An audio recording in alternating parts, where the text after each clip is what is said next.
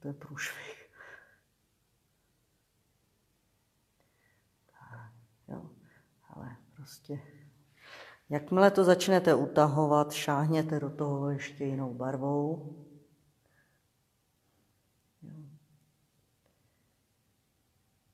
Jo, bacha na to, pořád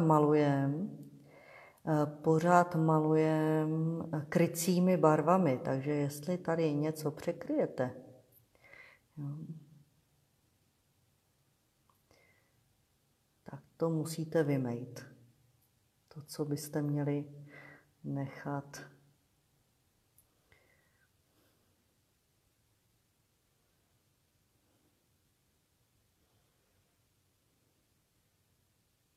jo, vidíte, jak to jde úplně skvěle překrýt.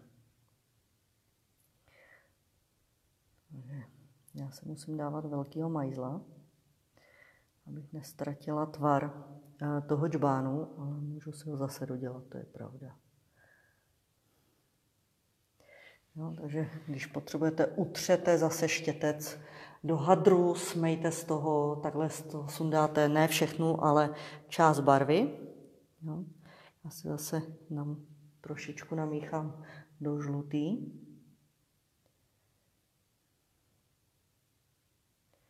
Tak.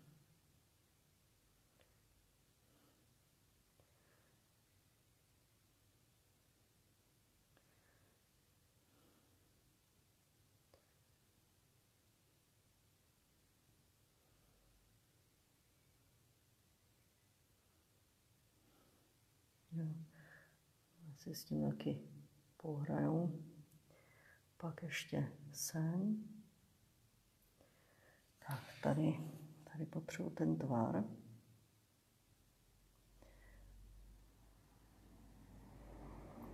No, tady jsem si ho trošku zamajzla. Klidně přidám bílou ještě.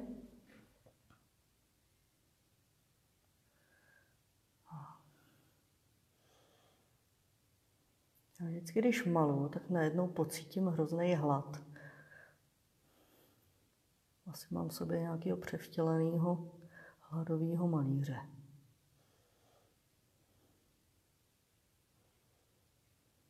Jo, ale pokud se dostanu jako úplně do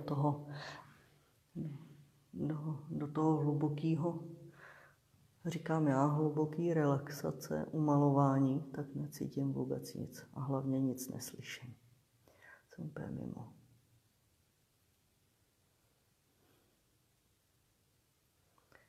No,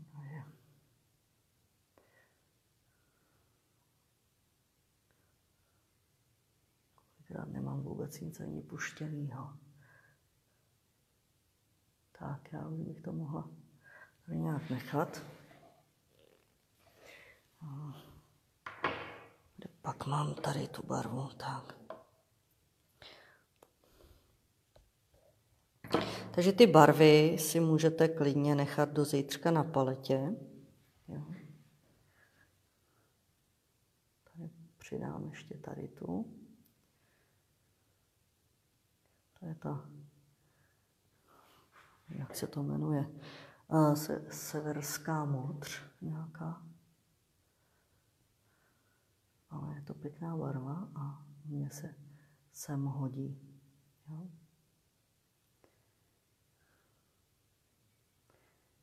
Jo, a už to patlám. Jo. Už to chce přestat. To už chce opravdu přestat. Trošičku to musím narušit. To patlámo.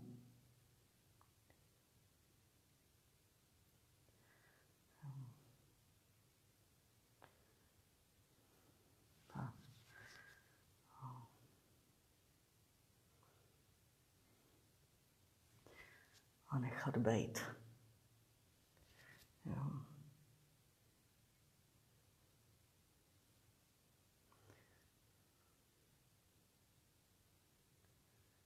Dřív se malovalo jenom přírodními štětci, prosím vás, takže štětiny byly štětiny z prasete, taky se používaly koňský žíně z ocasu, veverka, že jo, vidra Bobr, ten je výborný pro akvarel. Tak. Jezevec. Jezevce poznáte na štětci, kdybyste nechtěli. Veverka se dost často používala pro školní štětce. Mně se zdá, že veverka hodně pelichá. Jo.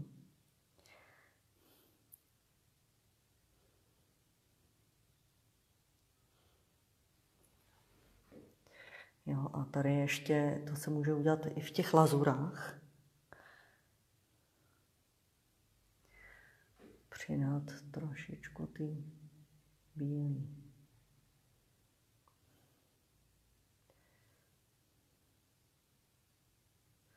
Kurník.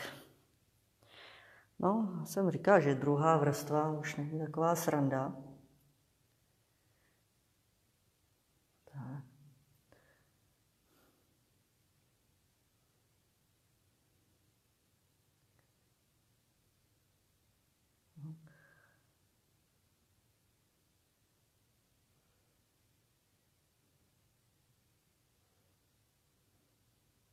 Tak, no, už to nechám bejt úplně. Ale sem budu muset sáhnout tím suchým štětcem trošičku a tady to narušit, protože to je až moc násilný. Tak, tak, jo.